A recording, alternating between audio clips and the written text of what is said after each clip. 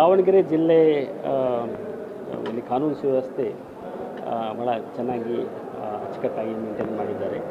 ನಮ್ಮ police S P ಅವರು ಮತ್ತು ಎಲ್ಲ ಪೊಲೀಸ್ ಅಧಿಕಾರಿಗಳು ಭಾಳ ಶ್ರಮಪಟ್ಟು ಕಾನೂನು ಸುವ್ಯವಸ್ಥೆಯನ್ನು ಒಳ್ಳೆಯ ರೀತಿಯಲ್ಲಿ ನಿಭಾಯಿಸಿದ್ದಾರೆ. ಅದರ ಜೊತೆಗೆ ಒಳ್ಳೆಯ ಕೇಸಸ್ಸು ಸಹ ಇಲ್ಲಿ ಪತ್ತೆ ಮಾಡಿದ್ದಾರೆ. ಇವತ್ತು ನಾನು ಇಲ್ಲಿ ಡೀಟೇಲ್ ವಿಶ್ಲೇಷಣೆ ಮಾಡಿದ್ದೀನಿ. ಅದರ ಜೊತೆಗೆ ಮುಂದಿನ ದಿನಗಳಲ್ಲಿ ಏನು ನಮಗೆ ಸವಾಲುಗಳಿದೆ ಅಂದರೆ ಸೈಬರ್ ಕ್ರೈಮ್ಸು, ನಾರ್ಕೋಟಿಕ್ ಡ್ರಗ್ಸು ಮತ್ತು ಸಂಘಟಿತ ಅಪರಾಧಿಗಳು ಮತ್ತು ಆರ್ಥಿಕ ಅಪರಾಧಗಳು, ಅದರ ಬಗ್ಗೆ ಸ್ವಲ್ಪ ಜಾಸ್ತಿ ಗಮನ ಹರಿಸಬೇಕು ಮತ್ತು ಪರಿಣಾಮಕಾರಿಯಾಗಿ ಕಾನೂನು ಸುವ್ಯವಸ್ಥೆಯನ್ನು ಮೇಂಟೈನ್ ಮಾಡಬೇಕು ಅಂತ ಎಲ್ಲರಿಗೂ ಇನ್ಸ್ಟ್ರಕ್ಷನ್ಸ್ ಕೊಟ್ಟಿದೆ. ಇಲ್ಲ, ಅದು ನಾರ್ಮಲಿ ನಮ್ಮಲ್ಲಿ ಗಮನಕ್ಕೆ ಬಂದಿದೆ. ಕೆಲವೊಂದು ಪೊಲೀಸ್ ಅಧಿಕಾರಿಗಳು ಮತ್ತು ಪೊಲೀಸ್ ಸಿಬ್ಬಂದಿಗಳು ಪೊಲೀಸ್ ಕೇಸಸ್ ಏನಿದೆ ಅದರಲ್ಲಿ ಕ್ರಿಮಿನಲ್ಸ್ ಜೊತೆಗೆ ಭಾಗಿಯಾಗಿರೋದು ಅಂತ. ಪರ್ಟಿಕ್ಯುಲರ್ಲಿ ಬೆಂಗಳೂರು ಸಿಟಿನಲ್ಲಿ ಕೆಲವೊಂದು ಕೇಸಸ್ ಆಗಿದೆ. ಒಂದು ದೊಡ್ಡ ಡಕೈಟಿ ಕೇಸ್ ಆಗಿತ್ತು, 7 ಕೋಟಿ ಅವ್ರದ್ದು. ಅದರಲ್ಲಿ ಪೊಲೀಸ್ ಕಾನ್ಸ್ಟೇಬಲ್ ಸಹ ಇನ್ವಾಲ್ವ್ ಆಗಿದ್ದರು.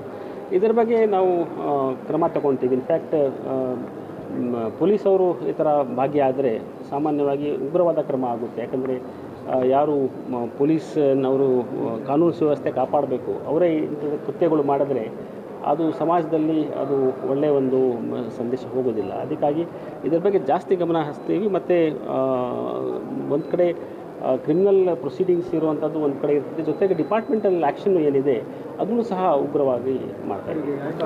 ಆಯಿತು ಸರಿ, ಸಿ ಐ ಡಿಗೆ ಆಲ್ರೆಡಿ ಹೋಗಿರೋದ್ರಿಂದ ಸಿ ಐ ಡಿನವರು ಸಮರ್ಪಕವಾಗಿ ತನಿಖೆ ಮಾಡ್ತಾರೆ. ಇನ್ಫ್ಯಾಕ್ಟ್ ಇತ್ತೀಚಿನ ದಿನಗಳಲ್ಲಿ ನೀವು ಗೊತ್ತಿದೆ, ಸಿ ಐ ಡಿನವರು ಬಹಳ ಒಳ್ಳೆಯ ಪ್ರಕರಣಗಳು ತನಿಖೆ ಮಾಡಿದ್ದಾರೆ ಮತ್ತು ತನಿಖೆ ಗುಣಮಟ್ಟನೂ ಸಹ ತುಂಬ ಚೆನ್ನಾಗಿದೆ. ಈಗ ಆಲ್ರೆಡಿ ಪೊಲೀಸ್ ಗೃಹ 2025ನೇ ಅದು ಏನಿದೆ ಅದರಲ್ಲಿ 6ನೇ ಫೇಸ್ ಕೆಲಸ ಪ್ರಾರಂಭ ಆಗ್ತಾಯಿದೆ. ಅದರ ಆಲ್ರೆಡಿ ನಾವು ಅಲಾಟ್ ಮಾಡಿದ್ದೀವಿ ದಾವಣಗೆರೆ ಜಿಲ್ಲೆಗೆ.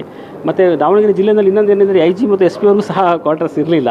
ಈಗ ಅವರು ಜಾಗ ಐಡೆಂಟಿಫೈ ಮಾಡಿದ್ದಾರೆ, ಜಮೀನನ್ನು ಐಡೆಂಟಿಫೈ ಮಾಡಿದ್ದಾರೆ. ಐ ಥಿಂಕ್ ಮುಂದಿನ ದಿನಗಳಲ್ಲಿ ಸಹ ಅದು ಈಗ ತ್ವರಿತವಾಗಿ ತೊಗೊಳ್ತೀವಿ. ಇನ್ಫ್ಯಾಕ್ಟ್ ನಾನು ಇಲ್ಲಿ ಕೆಲಸ ಮಾಡಿದ್ದೆ, ನಾನು ಬಾಡಿಗೆ ಮನೆಯಲ್ಲಿ ನಾನು ಇದ್ದೆ ಇಲ್ಲಿ. ಆಯಿತು, ಅದರ ಬಗ್ಗೆ ಕ್ರಮ ತಗೊಳ್ತೀವಿ. ನಿರ್ದಾಕ್ಷಿಣ್ಯವಾಗಿ ಕ್ರಮ ತಗೊಳ್ತೀವಿ. ಯಾವುದೇ ಕೃತ್ಯ ಯಾರೇ ಮಾಡಲಿ ನಿರ್ದಾಕ್ಷಿಣ್ಯವಾಗಿ ಕ್ರಮ ತಗೊಳ್ತೀವಿ. ಐ ಥಿಂಕ್ ಪೊಲೀಸವರು ಮುಖ್ಯವಾಗಿ ಏನಂದರೆ ಪೊಲೀಸವ್ರ ಮೇಲೆ ನಂಬಿಕೆ ಬರಬೇಕು ಜನಗಳದು. ಅದಕ್ಕಾಗಿ ಅದರ ಮೇಲೇ ನಮ್ಮ ಏನು ಸ್ಟ್ಯಾಂಡರ್ಡ್ ಆಫ್ ವರ್ಕ್ ಏನಿದೆ ಅದರ ಮೇಲೇ ನಿಂತಿದೆ. ಸೊ ದಟ್ ಜನ ನಮ್ಮ ಮೇಲೆ ನಂಬಿಕೆ ಇಡಬೇಕು ಅಂದರೆ ಪೊಲೀಸವರು ಪಾರದರ್ಶಕವಾಗಿ ಕೆಲಸ ಮಾಡಬೇಕು.